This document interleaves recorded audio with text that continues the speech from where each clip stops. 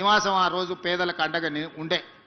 ఆనాడు విద్యార్థిగా పి జనార్దన్ రెడ్డి గారు మంత్రిగా ఉన్నప్పుడు పి జనార్దన్ రెడ్డి జంట నగరాల సమస్యల కోసం పోరాడుతున్నప్పుడు వారిని చూడడం జరిగింది. ఇదే కాదు, వారు ప్రతిపక్షంలో ఉన్నప్పుడు హైదరాబాదు నగర దాహార్తిని తీర్చడానికి హైదరాబాదు నగరంలో తీవ్రమైన నీటి ఎద్దడి సమస్య ఉండేది. ఎండాకాలం వచ్చిందంటే సచివాలయం ముందు కుండల ప్రదర్శన ఉండేది. వేలాది మంది మహిళలు అక్కడ పీజేఆర్ గారి నాయకత్వంలో ధర్నాలు చేసేది.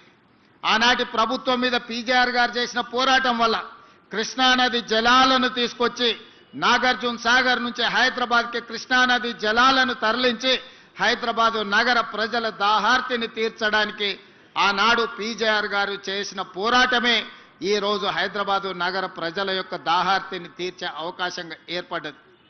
ఆనాడు వారి పోరాటమే భవిష్యత్తులో గోదావరి జలాలు, మంజిరా జలాలు, సింగూరు జలాలు, కృష్ణానది జలాలను తీసుకొచ్చి దాదాపుగా 1,20,00,000 మంది జనాభా ఉన్న ఈ నగరానికి ఈరోజు తాగునీటి సమస్యను తీర్చడం జరిగింది. దానికి ప్రతి పేదవాడు ఇవాళ నగరంలో ఎవరైతే సురక్షితమైన మంచినీటిని తాగుతున్నారో వాళ్ళందరూ కూడా పీజేఆర్ గారిని గుర్తు చేసుకొని స్మరించుకోవాల్సిన సందర్భం.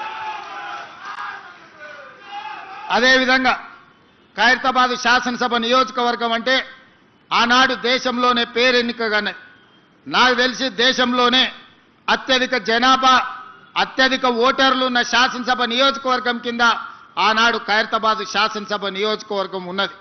2004 ఎన్నికల సందర్భంగా నాకు తెలిసినంత వరకు ఖైరతాబాద్ శాసనసభ నియోజకవర్గం 7.5 లక్షల ఓట్లతోని ఆనాడు ఖైరతాబాద్ నియోజకవర్గం ఉన్నది.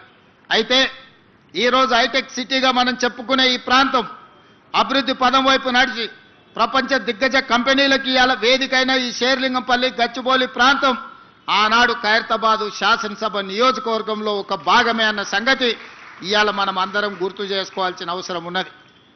మిత్రులారా, ఈరోజు మనం హైటెక్ సిటీ అని పిలిచే ఈ హైటెక్ సిటీ 1992లో పీజేఆర్ గారు మంత్రి ఉన్నప్పుడు, నేదురుమల్లి జనార్దన్ రెడ్డి గారు ముఖ్యమంత్రిగా ఉన్నప్పుడు, పెద్దలు పివి నరసింహారావు గారు ప్రధానమంత్రిగా దేశానికి సేవలు అందించినప్పుడు రాజీవ్ గాంధీ టెక్నాలజీ పార్కు కింద ఇక్కడ హైటెక్ సిటీకి మొట్టమొదట పునాది రాయేసి ఆనాడు ప్రారంభోత్సవ కార్యక్రమం పి జనార్దన్ రెడ్డి గారి నేతృత్వంలోనే పునాది రాయబడ్డది.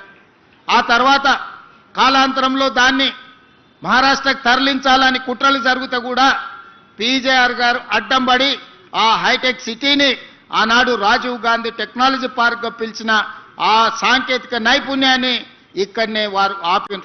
ఆ తర్వాత వచ్చిన ఆంధ్రప్రదేశ్ ముఖ్యమంత్రిగా చంద్రబాబు నాయుడు గారు బాధ్యతలు చేపట్టిన తర్వాత 1998లో రాజీవ్ గాంధీ టెక్నాలజీ పార్కును హైటెక్ సిటీగా మార్చి ఆనాటి ప్రధానమంత్రి అటల్ బిహారీ వాజ్పేయి గారిని పిలిపించి పెద్ద ఎత్తున అక్కడ అభివృద్ధి కార్యక్రమాలు తీసుకొచ్చి ఆనాడు సైబరాబాదు ప్రణాళికలు రచించి చంద్రబాబు నాయుడు గారు ఈ ప్రాంతాన్ని అభివృద్ధిని ఇంకొక స్థాయికి తీసుకెళ్లడానికి వారి కృషి చేసిండ్రు.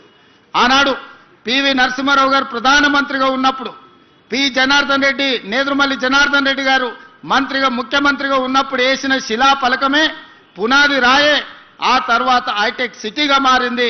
అటల్ బిహారీ వాజ్పేయి, చంద్రబాబు నాయుడు గారి నేతృత్వంలో ఈరోజు ఈ ప్రాంతం